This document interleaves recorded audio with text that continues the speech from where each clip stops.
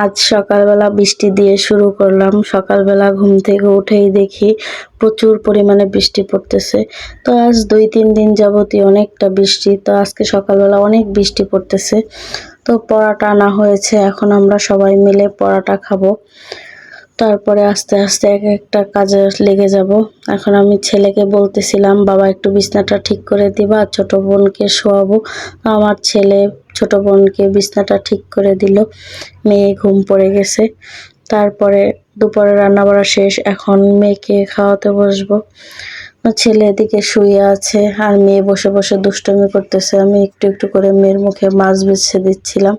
তো প্রথমবার নেয়, তারপরের বার নেয়, তারপরের বার আর নিতে চায় না। একদম বাচ্চারা কি যে একটা অবস্থা, কোনো বাচ্চারাই ঠিক মতো খেতে চায় না। সবার মুখে একই কথা থাকবে, আপু আমার বাচ্চা খায় না, আপু আমার বাচ্চাও খায় না। অনেকে এইভাবে বলে। আসলে এটা একদমই ভালো লাগে না। বাচ্চারা যদি ঠিক মতো খাওয়া দাওয়া করে, হাসি খুশি থাকে, তাহলে দেখা যায় আমাদের মাদের মনটাও অনেক ভালো থাকে।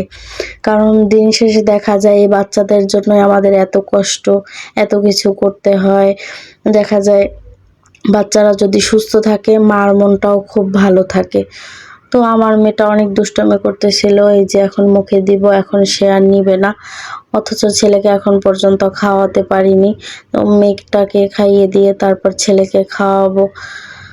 এখন মেয়েকে জোর করতেছিলাম না। তারপর আস্তে আস্তে একটু দিতেছিলাম যে দেখি একটু খেলেও তো হয়, তাও খেতে চায় না। তারপরে ছেলে শুয়ে আছে, বসে বসে মোবাইল দেখতেছে আর একটু পর বলতেছে, আম্মু আপুর এখনো খাওয়া হয়নি।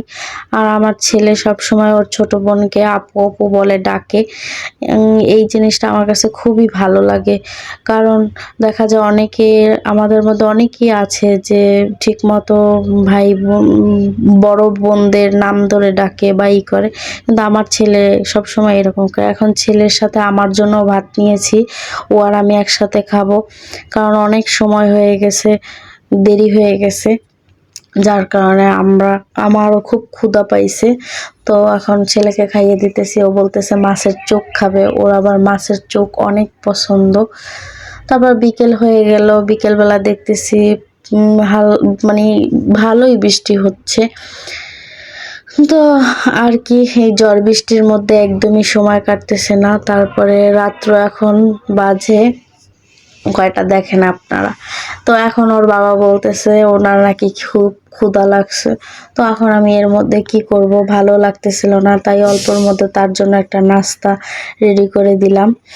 কারণ দেখা যায় আমাদের অনেক সময় কাজ করতে ভালো লাগে, অনেক সময় লাগে না, কিন্তু স্বামীর ক্ষেত্রে দেখা যায় সে যেটাই বলে তখনই সেটা করে দিতে হয়। আজকালকার এমন একটা দিন হয়েছে যে আমি প্রায়ই আপুদের দেখি যে রাত ১২টা-১টা বাজলেই ভাইয়াদের ক্ষুধা লাগে, অমনি আপুরা চলে যায় রান্নাঘরে। তো আমারও সেম অবস্থা, আমিও তার চেয়ে কোনো অংশে কম না। তো আমিও তার জন্য নাস্তা রেডি করতে শুরু করলাম। নাস্তাটা রেডি করতেছি। আগে কফি বানিয়েছি। এখন আমি এই রুটিগুলো ডিম দিয়ে দুধ দিয়ে তারপরে ভাজবো। ভেজে তারপর নাস্তাটা ওর বাবাকে রেডি করে দেব। তো আমার মতো কে কে আছেন এই রকমের রাতের বেলা ভাইয়াদের ক্ষুধা লাগে আর এরকমের নাস্তা রেডি করে দিতে হয়, অবশ্যই কমেন্ট করে জানাবেন। সবাই ভালো থাকবেন, সুস্থ থাকবেন।